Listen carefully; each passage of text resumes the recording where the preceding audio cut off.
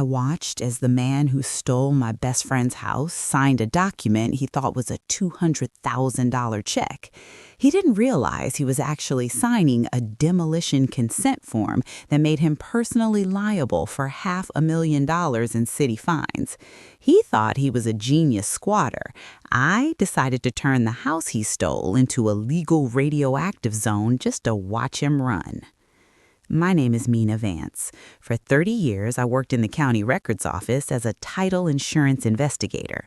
Most people think my job is boring, but I see it differently. I was a detective for land. I spent my life hunting for clouds on titles, missing heirs, forged signatures, and illegal liens. I know that while a person might occupy a house, the paperwork owns the soul of the building.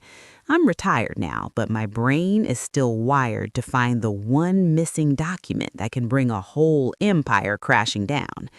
The nightmares started with my friend, Clara. Clara is 82, a widow who has lived in the same beautiful Victorian house for 45 years. One afternoon, a man named Kevin knocked on her door. He was young, wearing a sharp suit and carrying a bouquet of flowers.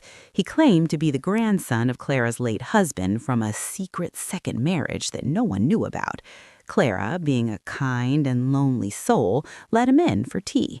By the end of the week, Kevin hadn't left.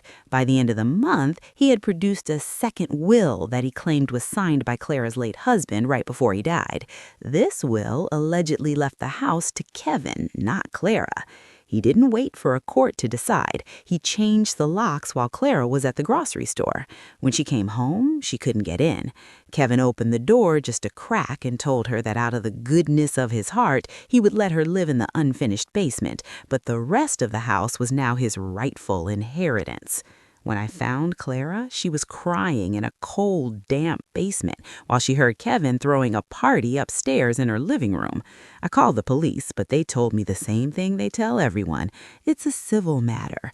Because he had a document that looked like a will, they couldn't kick him out without a year-long court battle. Kevin knew the system. He was a professional squatter who used fake wills to hijack homes. He thought he was untouchable because he was family. He saw a helpless old woman. He didn't see me standing in the shadows holding a briefcase full of city ordinances. I didn't need the police to evict him. I was going to use the city's own eminent domain laws to make Kevin beg to leave. I knew that if I fought Kevin in a standard probate court, Clara would be 85 by the time she got her house back. Kevin would strip the copper from the walls and ruin the place before he left. I needed to move faster. I needed to find out who this nephew really was. While Kevin was upstairs drinking Clara's expensive wine, I was back in my home office, logged into the county's digital vault. I started with the second will. Kevin had filed a copy with the county clerk to establish color of title. I zoomed in on the signature of Clara's late husband, George. To a normal person, it looked perfect, but I had George's original mortgage documents from 1985. I noticed a microscopic jitter in the pen stroke on the letter G. It was a classic sign of a digital trace, a Frankenstein signature created from two different documents. But proving forgery in court takes months of expert testimony. I needed something I could use now. I ran Kevin's fingerprints through a private database I still had access to from my days working with the state attorney. Kevin wasn't a nephew. His real name was Marcus Reed, and he had a rap sheet for real estate fraud across 3 different states. He specialized in finding quiet properties with elderly owners and moving in. I realized Marcus had a pattern. He would move in, declare himself an heir, and then try to take out a home equity line of credit, or HELOC, on the house to drain the cash. I checked the recent inquiries on Clara's property. Sure enough, Marcus had already applied for a $200,000 loan using the house as collateral. He was planning to take the money and vanish, leaving Clara with a house she couldn't afford and a debt she didn't sign for. I sat there in the dark, watching the cursor blink on my screen. Marcus thought he was the only one who could play with paperwork. He thought he was the predator. But he'd forgotten one very important rule in my world. The person who controls the title controls the destiny of the building. I wasn't going to tell him he was Marcus. I was going to let him keep pretending to be Kevin, the nephew, because as the nephew and owner, he was now legally responsible for any problems that house might have, and I was about to give that house a very, very big problem. Marcus, or Kevin, as he still called himself, was feeling bold. He had started ordering new furniture to the house using Clara's credit cards. He even had the audacity to tell Clara that she had 24 hours to clear her clutter out of the basement because he was planning to turn it into a wine cellar. He thought he was the king of the castle. He didn't realize I was outside in my car looking at the city's underground utility maps. As a title investigator, I do every secret the city buried under its streets. I discovered that Clara's property sat directly over an old, decommissioned combined sewer overflow pipe. In the city's master plan, there was a proposal to expand the water lines in this district, but it had been stalled for years due to a lack of funding. I didn't need the funding, I just needed the official notice. I paid a visit to an old contact at the Department of Public Works. I told him I was doing a private feasibility study for a historical trust. I convinced him to print out an official-looking notice of imminent utility seizure. It wasn't a final order, but to someone who didn't understand the difference between a proposal and a mandate, it looked like the city was about to seize the front yard to dig a 40-foot trench. I didn't give the notice to Marcus directly. That would be too suspicious. Instead, I accidentally left a copy of the city survey map and the seizure notice in the mailbox. I watched from across the street as Marcus pulled the mail. I saw his face go pale as he looked at the map. The map showed that the proposed trench would cut right through the driveway, making it impossible to get a car in or out, and would require the demolition of the front porch. But I added a sweetener to the paperwork. I included a forged compensation clause that stated that the legal owner of record would receive a $200,000 relocation payment if they signed a voluntary demolition consent within 48 hours. Marcus's eyes lit up. He saw a way to get the $200,000 he wanted from the bank loan, but faster and from the city. He thought he was about to get paid to leave a house he didn't even own. He didn't read the fine print at the bottom of page 12. The signer assumes all environmental remediation costs associated with pre-existing hazardous conditions discovered during excavation. I was about to make sure the city found something very hazardous in that dirt. The next step required a bit of theater. If I wanted Marcus to believe the house was a poison zone, I had to make it look like the city was terrified of it. I hired 2 guys from a local junk removal service and gave them full-body white hazmat suits and yellow respirators. I told them I was filming a student movie about a plague outbreak. I had them walk around the perimeter of Clara's house with soil vapor probes, which were actually just old metal curtain rods, and Geiger counters that I had programmed to beep loudly. Marcus was watching from the upstairs window, his face pressed against the glass. He looked terrified. I stood on the sidewalk, holding a clipboard and looking like a grim government official. One of the guys in the hazmat suits shook his head solemnly and pointed at the ground near the basement window where Clara was living. I walked up to the front door. Marcus opened it just a crack, his hands shaking. "What's going on?" he demanded. "What are those guys doing to my yard?" "Mr. Vance?" I said, using the fake last name he had stolen. "I'm from the Environmental Compliance Division. We were doing a routine check for the utility expansion, and our sensors picked up a massive concentration of tetrachloroethylene in the soil. It looks like an old dry cleaning chemical dump from the 1940s is leaking under your foundation." Marcus stared at me. "Is that dangerous?" "Dangerous?" I let out a dry, professional laugh. "It's a level 4 biohazard. If the fumes reach the living room, this house will be condemned within the hour. But more importantly, the city can't dig the new pipe until the soil is remediated. The cost of cleaning this up is estimated at $450,000. I watched the gears turning in his head. He was thinking about that $200,000 relocation payment I had teased in the mailbox. He was thinking that if he didn't sign the demolition consent quickly, he'd be stuck with a house that was worth $0 and a $450,000 cleanup bill. "But the city notice said the owner gets paid to leave, right?" Marcus asked, his voice cracking. "Only if the owner signs the full liability transfer," I replied, tapping my clipboard. "The city doesn't want to pay for the cleanup. If you sign this, you get the $200,000 relocation check, but you acknowledge that any environmental surprises are your responsibility to fix before the check clears. Of course, since you're the rightful heir and owner of record, you have the authority to sign.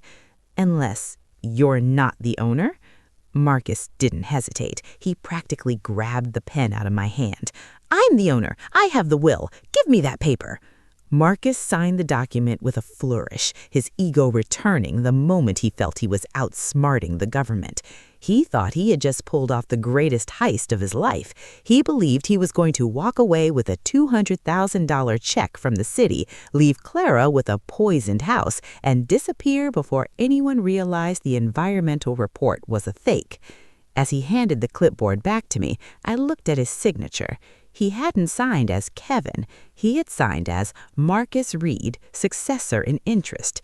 In his rush to look like a sophisticated property owner, he had used his real name to ensure the check would be made out to his actual bank account. He had just handed me his real identity on a silver platter, stamped and witnessed.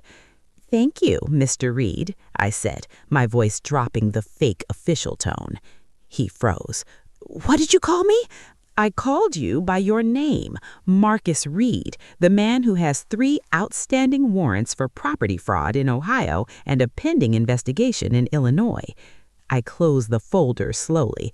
"And you just signed a document admitting that you are the responsible party for all damages and liabilities associated with this property." Marcus tried to snatch the paper back, but I stepped away, and my hazmat guys, who were actually quite large and had been told their bonus depended on Marcus staying inside, stepped forward.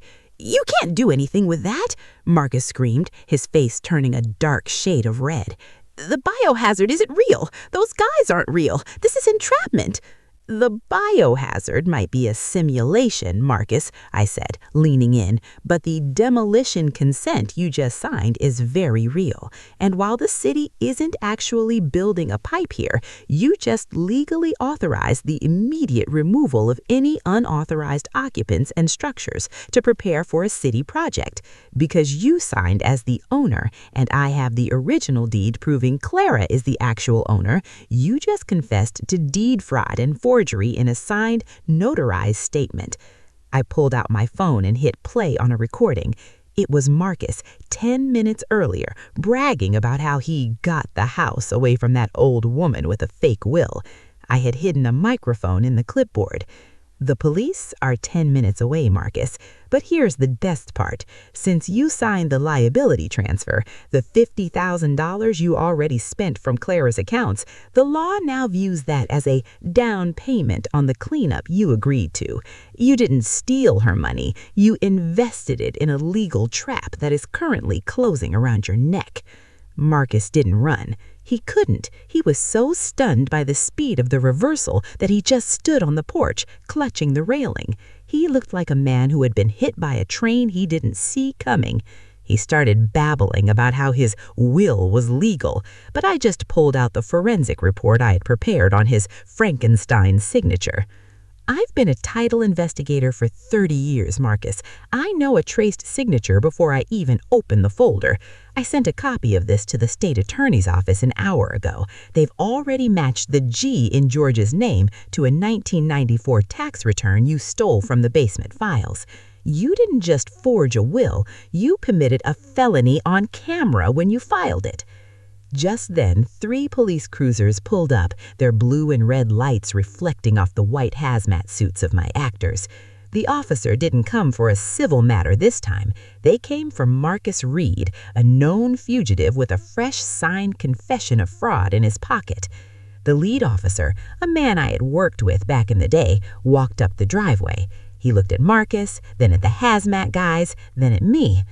"Mina, what in the world is going on here? Someone called in a report of a high-level fraud in progress."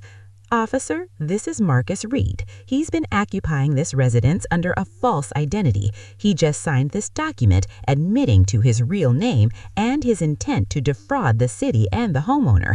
He also confessed to forging a dead man's signature on a will, which I have the forensic proof for right here." Marcus started screaming that I had tricked him, that the hazmat suits were a scam. The officer just looked at the hazmat guys, who were now taking off their masks and laughing. "You can't do anything with that, Marcus," the officer said, pulling Marcus's arms behind his back. "But forging a will and stealing an 82-year-old woman's home certainly is." As they loaded him into the back of the car, Marcus looked back at the house he thought he had won. He looked at the basement window where Clara was now standing, watching with a look of pure relief. He realized that he hadn't been fighting a helpless widow. He had been fighting a woman who knew how to turn a piece of paper into a prison cell. He hadn't just lost the house, he had handed the authorities the very rope they needed to hang him with. The arrest was only the beginning. In my world, a criminal conviction is great, but a clean title is what actually matters. With Marcus in jail, the second will he had filed became the center of a criminal investigation. Because I had proven it was a forgery, the county recorder was able to issue an emergency expungement of the document. This meant that on paper, it was as if Marcus had never existed. But I wasn't done with him yet. Marcus had spent $50,000 of Clara's savings. Usually that money is gone forever, lost to the black hole of a scammer's lifestyle. But Marcus had a personal liability contract he had signed in front of my notary. I filed a civil lien against every asset Marcus had, including a hidden bank account in his real name that the FBI discovered during his processing. I used the environmental liability clause he signed to argue that he had contractually obligated himself to pay for any damages to the property. The judge, who was disgusted by the elder abuse, didn't just order restitution, he authorized the immediate seizure of Marcus's accounts to pay for remediation. We didn't use the money to clean up poisoned soil, since the soil was perfectly fine. We used the money to pay back Clara's savings, renovate the basement he had forced her into, and install a state-of-the-art security system. I even had enough left over to hire a landscaping crew to fix the survey marks my actors had left in the yard. Clara moved back upstairs that week. I helped her carry her boxes out of the basement. She sat in her favorite armchair, looking at her garden, and for the first time in months, her hands stopped shaking. "Mina," she said, clutching my hand, "how did you do it? Everyone told me I'd have to wait years." "Paperwork is like a maze," I told her. "Most people get lost in it, but if you know where the exits are, you can lead a predator right into a dead end." Marcus thought he was the architect of a scam, but he was just a tenant in a trap I built 30 years ago. I spent the afternoon sitting with her, drinking the tea Marcus had tried to steal.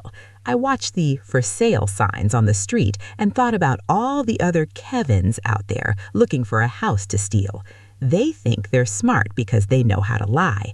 They don't realize that the truth is written in the archives, and I'm the one with the key. Marcus Reed's trial was short and brutal. My forensic report on the jittery G signature was the star of the courtroom. The prosecution didn't even have to call a handwriting expert. I had provided a side-by-side overlay that made the forgery so obvious that even the jury started laughing. Marcus sat at the defense table, his sharp suit replaced by a cheap orange jumpsuit, looking smaller and more pathetic with every passing hour. He was sentenced to 8 years for deed fraud, forgery, and grand larceny, but the judge added a special enhancement for the elder abuse. He told Marcus that targeting a widow was a special kind of cowardice and ordered that Marcus could not be considered for parole until he had paid back every single cent of the restitution, including the environmental fees he had signed for. I stood in the back of the courtroom as they led him away. Marcus caught my eye for a brief second. He didn't look angry anymore. He looked confused. He still couldn't understand how a retired woman with a clipboard had destroyed his entire business model in 48 hours. He had spent years learning how to bypass the police, but he never learned how to bypass a title investigator. After the trial, the eminent domain story became a bit of a legend in the county records office. My old colleagues called me to ask if I really used hazmat suits to evict a squatter.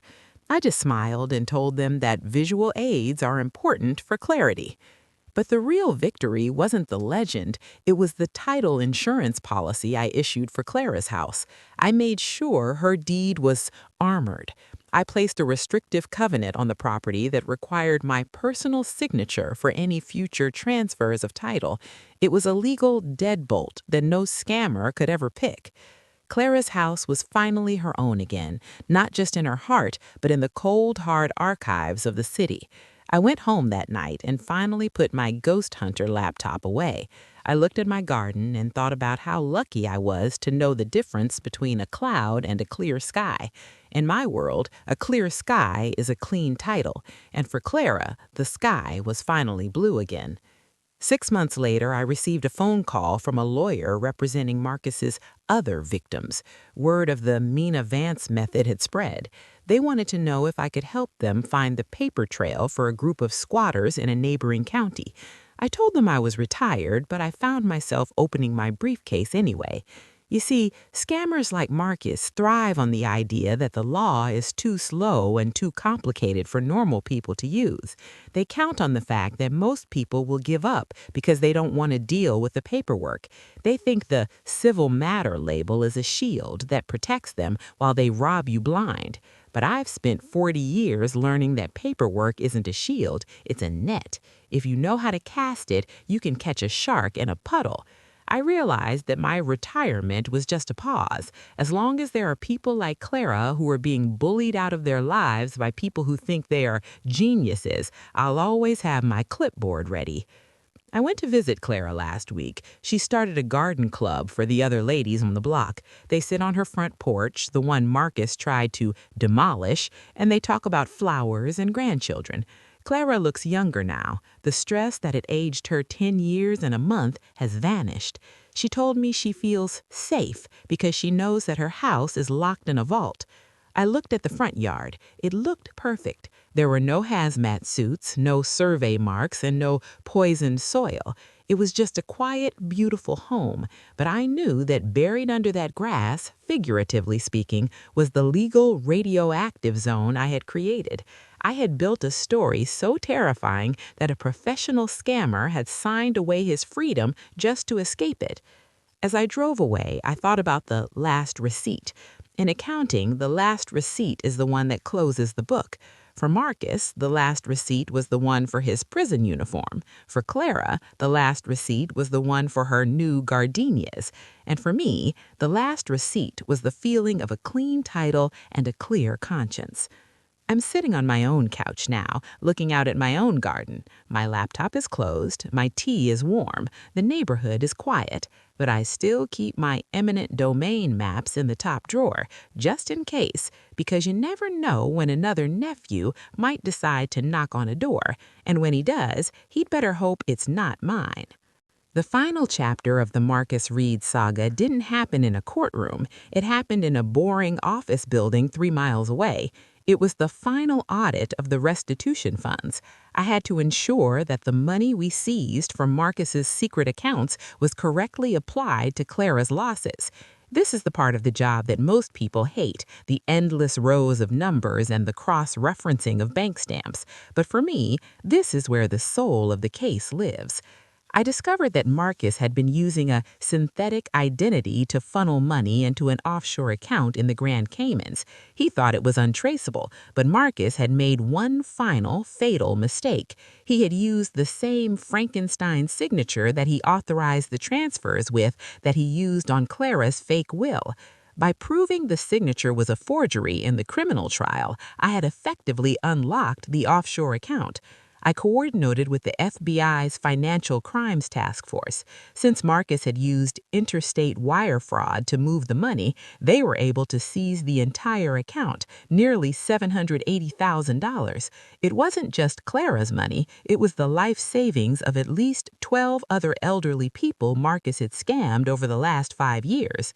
Because of the environmental liability contract Marcus had signed, I was able to argue that Silas's estate from my previous case and Clara's estate had priority liens on that money. But I didn't want it all. I worked with the investigators to track down the other victims. We found an 85-year-old man in Ohio who had lost his farm and a widow in Illinois who was living in a motel. I spent a month doing the paperwork to distribute that $780,000. It was the most satisfying audit of my life. I wasn't just fixing a title, I was fixing lives. When the last check was mailed out, I felt a sense of mathematical balance that is hard to describe. The world was no longer skewed in favor of the predator. The numbers were back where they belonged. I'm officially done now. People ask me if I'm a lawyer, a cop, or a magician. I just tell them I'm a title investigator. I'm the woman who reads the fine print so you don't have to. I'm the woman who knows that a house isn't just wood and stone, it's a legal document. And if you try to forge that document, you're not just breaking the law, you're breaking the one thing that keeps the world organized. Marcus Reed is still in prison. He writes letters to the county recorder every month claiming he was framed by a hazmat conspiracy. The clerks just laugh and file them in the crazy bin. They know the truth. The truth is sitting in the Vance folder in the city archives, a clean, clear, and perfectly legal title. And me, I'm going back to my gardenias. I have a feeling they're going to bloom beautifully this year. After all, the soil is perfectly clean. I made sure of that.